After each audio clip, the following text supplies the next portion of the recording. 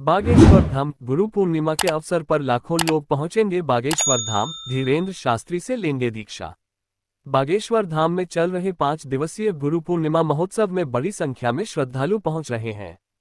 देश के विभिन्न हिस्सों से आए लोग सोमवार सुबह गुरु पूजन कार्यक्रम में शामिल होंगे। लाखों लोगों की आस्था के केंद्र सिद्ध क्षेत्र बागेश्वर धाम में 5 दिवसीय गुरु पूर्णिमा महोत्सव आयोजित हो रहा है।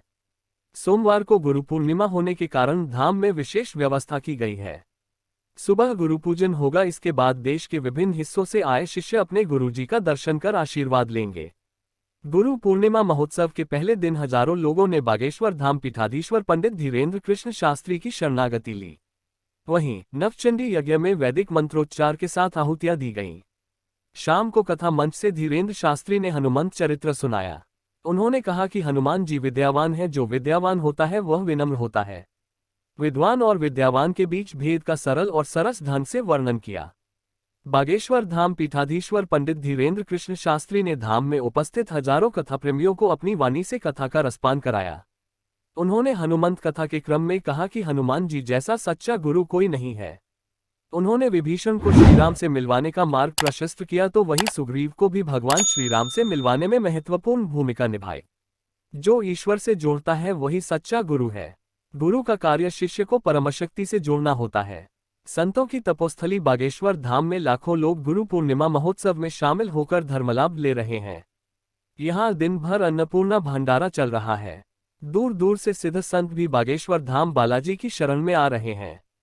बागेश्वर धाम में चल रहे 5 दिवसीय गुरु पूर्णिमा महोत्सव में बड़ी संख्या में श्रद्धालु पहुंच रहे हैं। देश के विभिन्न हिस्सों से आए लोग सोमवार सुबह गुरु पूजन कार्यक्रम में शामिल होंगे। बागेश्वर धाम में पहुंच रहे श्रद्धालु लाखों लोगों की आस्था के केंद्र सिद्ध क्षेत्र बागेश्वर धाम में 5 दिवसीय गुरु पूर्णिमा महोत्सव आयोजित हो रहा है। सोमवार को गुरु पूर्णिमा होने के कारण धाम में विशेष व्यवस्था की गई है। सुबह गुरु पूजन होगा, इसके बाद देश के विभिन्न हिस्सों से आए शिष्य अपने गुरुजी का दर्शन कर आशीर्वाद लेंगे। गुरु पूर्णिमा महोत्सव के पहले दिन हजारों लोगों ने बागेश्वर धाम पीठाधीश्वर पंडित धीरेन्द्र कृष्ण शास्त्री की शरणागति ली। वहीं नवचंडी यज्ञ में वैदिक मंत्रोच्चार के साथ आहुतियां दी गईं। शाम को कथा मंच से धीरेन्द्र शास्त्री ने हनुमंत चरित्र सुनाया।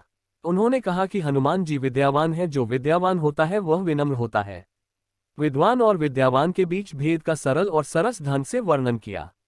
बागेश्वर धाम पीठाधीश्वर पंडित धीरेन्द्र कृष्ण शास्त्री ने धाम में उपस्थित हजारों कथा प्रेमियों को अपनी वाणी से कथा का रसपान कराया। उन्होंने हनुमंत कथा के क्रम में कहा कि हनुमान जी जैसा सच्चा गुरु कोई नहीं है।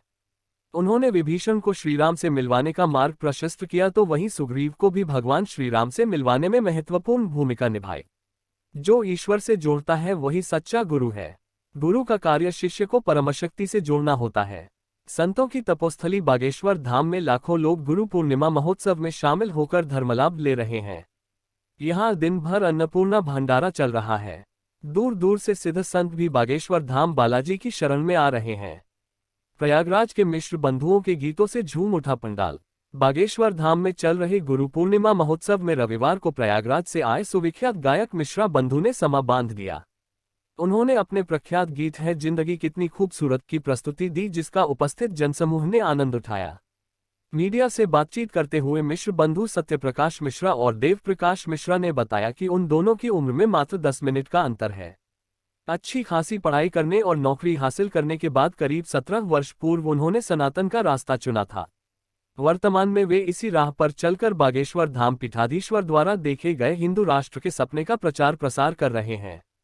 बागेश्वर धाम में चल रहे महोत्सव की सराहना करते हुए उन्होंने कहा कि आज धीरेन्द्र शास्त्री का सानिध्य पाकर वे अपने आप को धन्य महसूस कर रहे हैं और उन्हें धाम पर स्वर्ग जैसे वातावरण की अनुभूति हो रही है।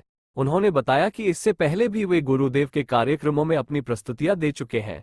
आज तीसरा अवसर है जब उन्हें गुरुदेव के मंच पर गीत गाने का मौका मिला है। इस अवसर पर उन्होंने वर्ष 2025 में प्रयागराज में आयोजित होने जा रहे महाकुंभ के लिए गीत गाकर लोगों को आमंत्रित भी किया। ऐसी ही और अच्छी वीडियो देखने के लिए हमारे राज सेठ कहानियां चैनल को लाइक, शेयर और सब्सक्राइब करें। धन्यवाद।